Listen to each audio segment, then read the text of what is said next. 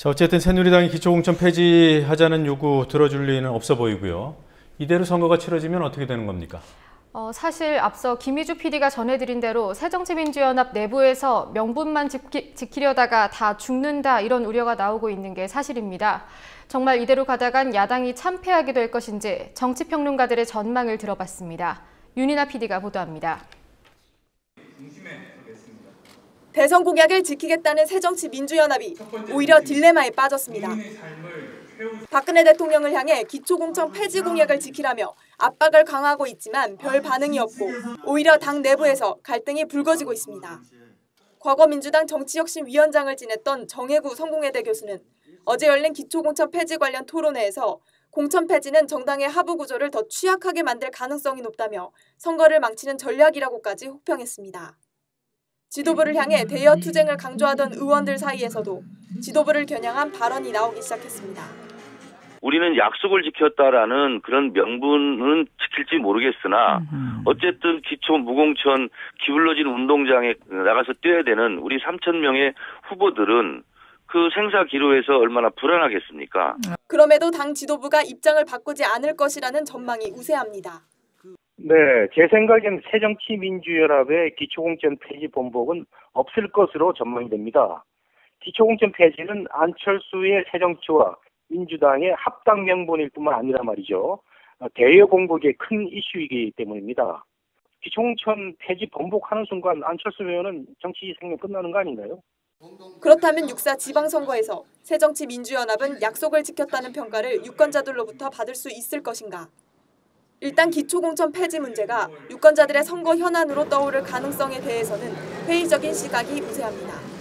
실제 이걸 국민들이 어떻게 받아들일까, 정말 그런 어떤 새정치로 받아들일 것이냐, 이 문제가 이제 남는데, 제가 보기엔 지금 현재 국민들 다수 여론을 생각을 해보면, 물론 어떤 그 기존 정당의 기득권을 억제하고 약화시키는 것에 대해서는 찬성 여론이 높지만, 실제 지금 이번 지방선거라든지 이후 한국 정치의 어떤 그 개혁에서 기초 단체장 선거에서 그 정당 공천을 폐지하는 것이 우리 정치 개혁의 어떤 핵심 과제다, 이렇게 생각하는 것 같지는 않아요. 그러니까 대부분의 어떤 조사 결과들을 놓고 보면 국민들의 어떤 관심사는 아무래도 지금 어떤 민생 문제라든지 먹고 사는 문제와 관련된 이런 이슈들에 이제 먼저 우선순위가 가 있고, 다만 기초공천을 하지 않을 경우 참패할 것이라는 현재 야권 일각의 우려에 대해 과도한 측면이 있다는 지적도 나옵니다.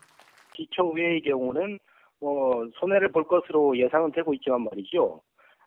광역단체장의 경우에 지금 야권 후보들이면 경쟁력이 있고 지지율이 잘 나오기 때문에 결국은 이 6.4 지방선거는 광역단체장의 성적표로 결과 점수가 매겨지기 때문에 안철수 의원의 이 새정치로 상징되는 기초공천 폐지는 크게 일부에서 손해는 결과 예상이 되지만 야권이 주장하는 것처럼 그렇게 크게 패배를 한다든가 그런 경우는 없을 것으로 보입니다. 만약 당내 요구가 거세져 당 지도부가 입장을 번복한다면 다수의 전망처럼 후폭풍에 직면할 것인가? 새누리당이 이미 공약을 파기한 문제인 만큼 합당한 절차를 거쳐 입장을 바꿔도, 다시 말해 기초공천을 하기로 결정해도 큰 문제는 없을 것이라는 전망도 나옵니다. 새누리당은 두 손 두 발 자유롭게 풀어놓고 달리기를 하는 것이고요.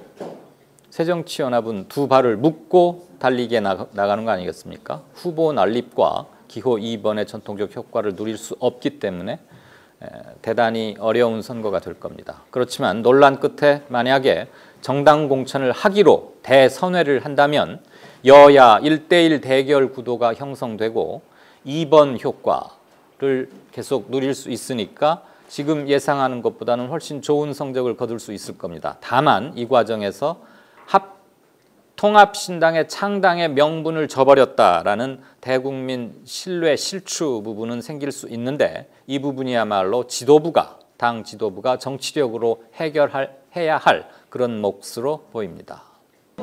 어떤 선택이 선거에 긍정적인 영향을 미칠지에 대해서는 전문가들의 견해가 달랐지만 갈등 지속이 최악이라는 점에서는 일치했습니다. 국민TV 뉴스 윤이나입니다.